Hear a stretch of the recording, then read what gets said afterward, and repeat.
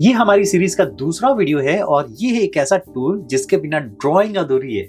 तो ये है पेंसिल और पेंसिल को होल्ड कैसे करते हैं। सबके अपने अपने तरीके हैं, बहुत लोग के नेचुरल हैं, बहुत लोग के सिखाए हुए हैं। तो सबसे पहले जान लेते हैं कि पेंसिल को पकड़ने के अपने अपने तरीके कौन से हैं। ये कोई रजिस्टर्ड नहीं है, ये ऑब्जर्वेशन है। बहुत सारे लोग अपने तरीके से पकड़ते हैं। तो सबसे पहले जान लेते हैं कि कौन कौन से तरीके होते लोगों के पकड़ने के पेंसिल को, और क्या ये ऑथेंटिक है, क्या ऐसा करना चाहिए, क्या ऐसे पकड़ना चाहिए, इससे ड्राइंग में इफेक्ट पड़ेगा या नहीं पड़ेगा, ये सब जानेंगे। पहले जानते हैं कि पेंसिल पकड़ने के कौन कौन से नायाब तरीके हैं।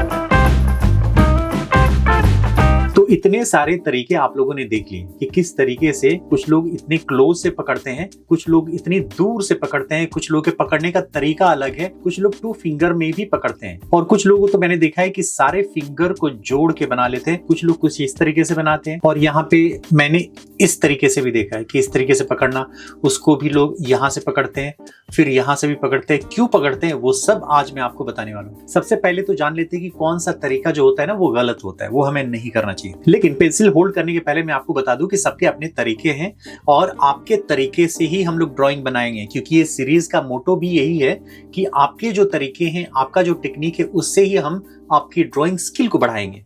तो सबसे पहले जान लेते हैं कि कौन से तरीके जो हैं हमें नहीं करना चाहिए, जिससे ड्राइंग में गलत प्रभाव पड़ता है। जैसे ये वाला, इतने क्लोज से तो नहीं पकड़ना है। आपने बच्चों को देखा होगा कि कुछ इस तरीके से पेंसिल को होल्ड कर लेते हैं, जबकि हमें नहीं करना चाहिए, हमें फ्रीडम नहीं मिलता है। तो इस तरीके को त्याग दो, मीन्स छोड़ दो। और दूसरा जो तरीका होता है वो होता है आपको कि सारे फिंगर को जोड़ के बना लेना, क्योंकि इसमें भी आपको फ्रीडम कुछ नहीं मिलता। भले ही आप यहां से कर लो या फिर यहां से पकड़ लो, पेंसिल जितनी दूर से पकड़ लो, आपको कंट्रोल फिर बाद में नहीं मिलता है। और तीसरा ये कि इनिशियल डेज में आपको हैंड को पेपर पे रख के नहीं बनाना है। भले ही आप किसी तरीके से पकड़ो, लेकिन ये जो सरफेस है, सरफेस के ऊपर रखना है। हाँ, लेकिन आप इसको मूव कर सकते हो, जैसे ये देख रहे हो। रिस्ट्रिक्ट नहीं करना है। इसके बारे में भी वीडियो है, वो आपको आगे मिलेगा। लेकिन आज का जो टॉपिक है वो है कि पेंसिल कैसे पकड़ते हैं। अभी तक तो हम लोगों ने जान लिया कि कौन कौन से तरीके हैं जो हमें नहीं करने चाहिए, और कौन सा ऐसा तरीका है जनरली लोगों को करना चाहिए, जिसको मैं एडवाइस भी करता हूं। तो जितने बिगनर हैं उनको मैं बताता हूं कि आपकी जो फिंगर है, उस फिंगर को जो टिप है, टिप के पास रखो, और जितने डिस्टेंस कवर करता है उतने दूर से आप पकड़ लो। ये एक ऑथेंटिक तरीका है पकड़ने का पेंसिल को, इस तरीके से। ये तो हो गई कि कौन सा नहीं करना चाहिए और कौन सा करना चाहिए। अब जान लेते हैं कि लोग किस तरीके से पकड़ते हैं। आप लोगों ने देखा होगा कि बहुत सारे लोग कुछ इस तरीके से पकड़ते हैं। तो उससे बेनिफिट क्या मिलता है? बेनिफिट ये मिलता है ना कि आपका जो टिप है, टिप का पूरा सरफेस मिल जाता है। अगर आप देख रहे हो यहाँ पे, तो ये जो है ना पूरा का पूरा सरफेस कवर करता है। तो एक छोटे से एफर्ट में आप ये कुछ इस तरीके से इफेक्ट लेके आ जाते हो। जबकि यही करने के लिए जब हम लोग यहाँ पे कुछ इस तरीके से करते हैं, तो कुछ यहाँ पे शेड करेंगे, तो ये जो टाइम जो है ना आपको इतना ज्यादा लगने वाला है, कुछ इस तरीके से। ठीक है, तो सबके अपने मेरिट्स हैं, सबके अपने डिमेरिट्स हैं। ठीक है, तो यहाँ पे मैंने आपको बताया था आप इस तरीके से पकड़ सकते हो, श्योर पकड़ सकते हो। और जनरली आपने देखा होगा, कई सारे आर्टिस्ट को भी देखा होगा कि वो जब रैपिड स्केच करते हैं ना, कुछ इस तरीके से अगर शेडिंग करनी हो, तो ये जो है ना, ये एक तरीके का रैपिड स्केच है। और जब भी मेमोरी ड्राइंग करते हैं या फिर कोई लाइव स्केचिंग करते हैं, तो क्योंकि जब भी कुछ हम ड्रॉ करने वाले थे, जैसे कोई भी चीज लाइव होती है, तो अपने स्पेस से वो मूव करती है।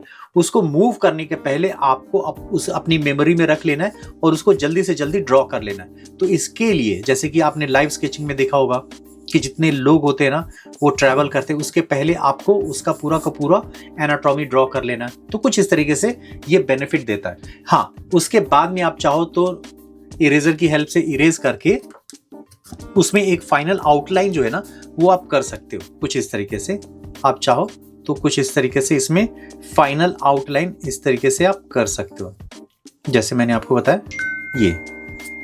ठीक है, तो ये इसके बेनिफिट हो जाते हैं क्विक स्केच करने के लिए।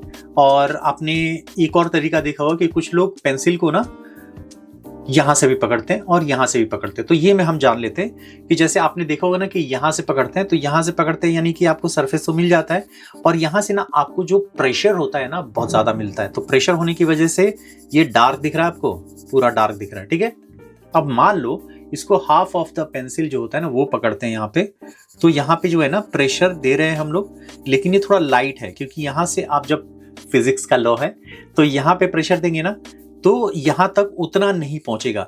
जब हम यहाँ लास्ट में पकड़ते हैं तो इसका जो है ना, अब देख रहे हो ये कुछ इस तरीके से लाइट हो जाता है। तो यहाँ पे आपको वेरिएशन, यानी कि आपको इसको भी एक स्ट्रेंथ की तरह यूज कर सकते हो।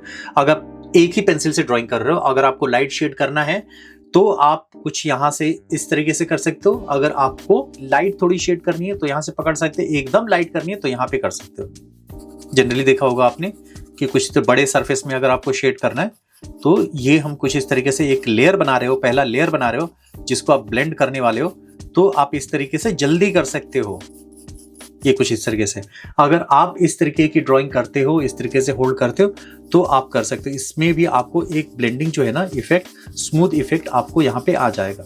ठीक है, तो पहले लेयर के लिए ये अच्छा है। तो अब ये जो रूल है आपको पेंसिल पकड़ने का, यहाँ से पकड़ने का, यहाँ से पकड़ने का, उसमें ये सेम स्किल अप्लाई होता है। जैसे यहाँ पे हम लोगों ने डार्क किया था, यहाँ पे भी हम लोग करेंगे ना तो यहाँ पे भी डार्क होगा, और जैसे ही हम लोग हाफ ऑफ द वे पकड़ेंगे तो इसमें थोड़ा लाइट हो जाएगा, और जैसे ही किनारे की तरफ पकड़ेंगे तो ये और ज्यादा लाइट हो जाएगा क्योंकि प्रेशर नहीं दे पाएंगे।